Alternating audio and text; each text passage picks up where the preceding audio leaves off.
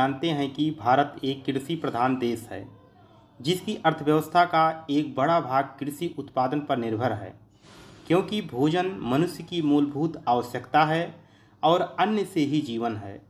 बढ़ती जनसंख्या और खाद्यान्न की पूर्ति के लिए 60 के दशक में हरित क्रांति लाई गई और अधिक अन्न उपजाऊ का नारा दिया गया। यह एक दुखद पहलू था, जिसमें अधिक उत्पादन प्राप्त करने के लिए रासायनिक उर्वरकों का अंधाधुंध व अनियंत्रित प्रयोग किया गया।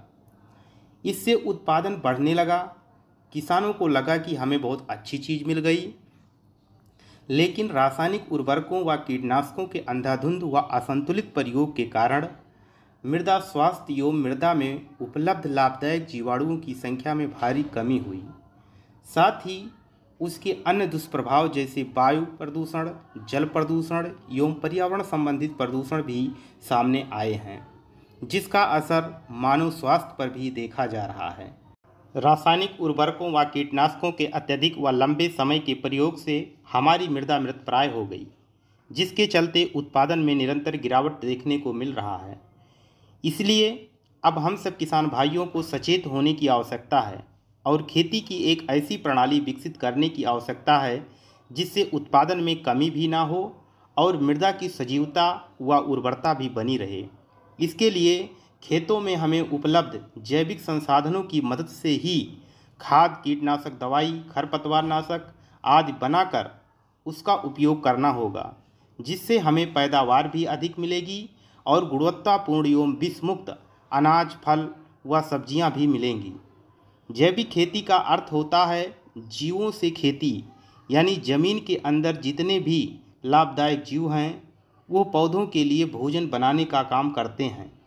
जब आप अपने खेतों में यूरिया को डालते हैं, तब यही जीवाणु नाइट्रोजन को नाइट्रेट में बदलकर पौधों को उपलब्ध कराते हैं।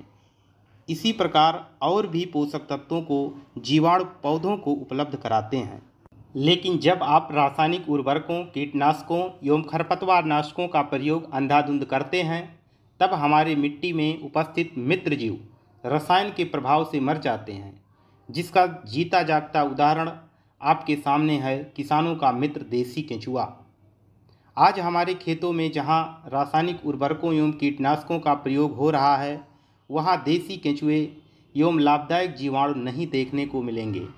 लेकिन वहीं जंगलों में जहां रासायनिक उर्वरकों एवं कीटनाशकों का प्रयोग नहीं हो रहा है, वहां की मिट्टी में असंख्य लाभदायक जीवाणु और देसी केंचुए भी भारी मात्रा में देखने को मिलेंगे। किसान भाइयों को बताना चाहूँगा कि जब तक देसी केंचुए और सूक्ष्म लाभदायक जीवाणु हमारे खेतों में देखने को नहीं मिलेंगे, तब तक कितना भी रासायनिक उर्वरक यूरिया, डीएपी, पोटास व कीटनाशक दवाइयाँ डालिए, लेकिन उत्पादन निरंतर घटता ही जाएगा।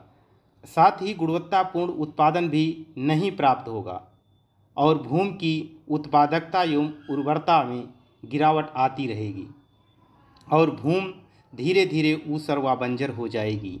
लेकिन जब वही देसी केंचुए एवं लाभदायक सूक्ष्म जीवाणु हमारे खेतों में भरपूर मात्रा में होंगे, तब हमें अपने खेतों की ना तो जुताई करनी पड़ेगी, ना ही निराई गुड़ाई करनी पड़ेगी, ना ही किसी रासायनिक उर्वरकों की आवश्यकता पड़ेगी और ना ही कोई कीट बीमारी हमारे फसलों में लगेंगी। साथ में कम सिंचाई की भी आवश्यकता होगी। और जब खेतों की जुताई, निराई गुड़ाई ना करनी पड़े, ना ही किसी रासायनिक खाद एवं कीटनाशक दवाइयों का प्रयोग हो, सिंचाई की कम आवश्यकता हो और उत्पादन भरपूर हो एवं गुणवत्तापूर्ण हो, तो ऐसी खेती ही प्राकृतिक खेती कहलाती है। यानी हमारे किसान भाइयों को बाजार से कुछ भी खरीद कर नहीं डालना है। जो भी संसाधन पौधों को आवश्यक है, उन्हें अपने खेतों या घर से तैयार करके फसलों को देना है, क्योंकि प्राकृतिक खेती के यही 4 सिद्धांत हैं। पहला सिद्धांत है खेतों में कोई जुताई नहीं करनी है, क्योंकि धरती अपनी जुताई स्वयं स्वाभाविक रूप से पौधों की जड़ों के प्रवेश तथा केंचुए व छोटे प्राणियों तथा सूक्ष्म जीवाणुओं के माध्यम से कर लेती है। दूसरा सिद्धांत है खेतों में किसी भी तरह की कारखानों में तैयार रासायनिक उर्वरकों का उपयोग नहीं करना है। यानी हरी खाद, फसल अवशेष और देसी गाय के गोबर की खाद का उपयोग किया जाएगा। एक देसी गाय से 30 एकड़ प्राकृतिक खेती की जा सकती है। तीसरा सिद्धांत है निराई गुड़ाई ना की जाए, ना तो हलों से ना तो खरपतवार नाशकों के प्रयोग से। चौथा सिद्धांत है सिंचाई ना करना या कम करना, यानी प्राकृतिक खेती में भूमि की जल धारण क्षमता बढ़ जाती है तथा भूमि से पानी का वाष्पीकरण भी कम होता है, जिसके चलते हमें सिंचाई कम करनी पड़ेगी, तो हम भूमि से जल कम निकालेंगे और जिसके चलते भूमि के जल स्तर में भी वृद्धि होगी। तो केशाकर्षण के द्वारा हमारे फसलों को जड़ों के माध्यम से नीचे से जल मिलता रहेगा, यानी सिंचाई का कार्य माइकोराइजा करेगा। तो ये प्राकृतिक खेती के 4 सिद्धांत हैं जिसके आधार पर प्राकृतिक खेती की जा सकती है। आइए देखते हैं कि प्राकृतिक खेती से किसानों को क्या फ़ायदा है, हमारे किसान भाइयों को प्राकृतिक खेती करने से क्या फ़ायदे हैं। पहला है मिट्टी की उपजाऊ क्षमता बढ़ती है, यानी कि मिट्टी की उर्वरता एवं उत्पादकता में वृद्धि होगी। दूसरा है सिंचाई का अंतराल बढ़ जाता है, जहां हम गेहूं में 4 सिंचाई 5 सिंचाई कर रहे हैं वहां 1 या 2 सिंचाई करनी पड़ेगी और फसल तैयार हो जाएगा। रासायनिक खाद पर निर्भरता कम होती है, यानी रासायनिक खादों का बिल्कुल प्रयोग नहीं करना होगा, और जहां हम रासायनिक खादों पर निर्भर हैं वहां रासायनिक खादों पर निर्भरता कम हो जाएगी। चौथा है कि फसल की लागत में कमी आएगी। जब हम रासायनिक खादों को मार्केट से नहीं खरीदेंगे, सिंचाई कम करेंगे, तो हमारे तेल की बचत होगी। स्वाभाविक है कि हमारी फसलों की लागत कम हो जाएगी।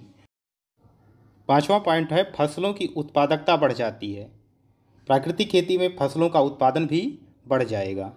धन्यवाद।